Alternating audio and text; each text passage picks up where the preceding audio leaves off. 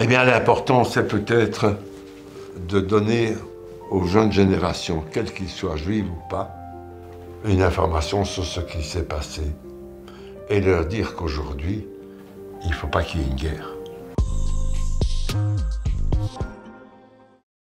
C'est bon.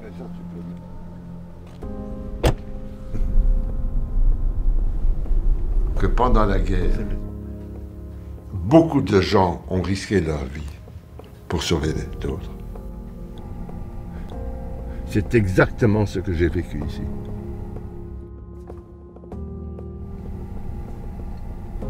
Maman m'en avait parlé un petit peu, très brièvement en fait. Donc c'est ma mère qui habitait ici, qui était la fille aînée de Georges Bourlet.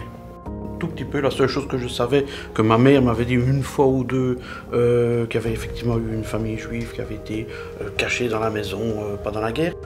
Je ne dis pas souvent. Donc les gens protégés des juifs risquaient tout simplement leur vie. Vous ne vous retrouviez pas en prison, vous vous retrouviez à Auschwitz. Et à Auschwitz, vous ne vous retrouviez nulle part, mais dans les fours crématoires. Regarde, regarde, il y a une place ici. Je vais me garer là. Parce que c'était une longue démarche, avec un certain moment un découragement, pensant que on n'y arriverait pas. Finalement, les réseaux sociaux, pour une fois, on pourra dire qu'ils ont servi à quelque chose, en tout cas quelque chose de positif et de bien. J'ai jeté une bouteille à la mer sur un groupe de citoyens de la ville de Durghem et j'ai eu des réactions, et notamment la réaction de Marie de MyHeritage qui m'a contacté, qui m'a dit « Je crois pouvoir vous aider ». Et voilà, on est 2 mois plus tard et on y est. Ça fait presque 80 ans que je ne suis plus revenu dans cette maison. Que ce n'est pas une bonne action. Il faut savoir qu'il risquait sa vie, purement et simplement. Désolé, mais pour moi, c'était une famille. C'était ma famille.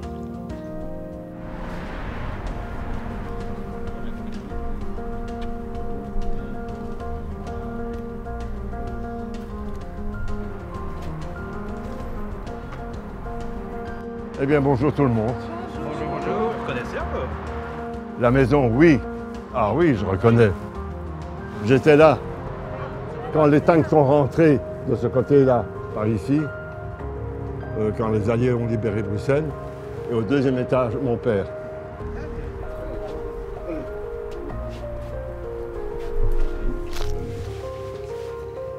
Sinon, de quoi te souviens-tu ici Attends, ça va revenir tout doucement, parce que je suis un peu ému. Je me rappelle de ce côté-là, dans un coin de la pièce, il y avait un poste de radio. Bon. Poste de radio dans lequel on avait entendu la libération de Bruxelles et tout. Oh, mais ça, écoute, vous ne pouviez pas faire 100 mètres à la rue sans avoir des Allemands. Monsieur Bourlet, qui travaillait dans une administration, en réalité, il partait le matin et rentrait le soir. Il n'y avait rien de très spécial. Et puis on a appris que pendant près d'1 mois, il n'a pas été travailler. Il allait au café du coin, il ne se saoulait pas. Mais il passait son temps au café pour qu'on ne le voie pas. Et il rentrait à la maison. Pourquoi? Eh bien parce qu'il avait la crainte d'avoir été dénoncé comme ayant des Juifs cachés chez lui à la maison. Ah ben oui, le mur était déjà là. Le mur là? Oui, oui. Et c'est dans cette haie qu'il y avait un passage.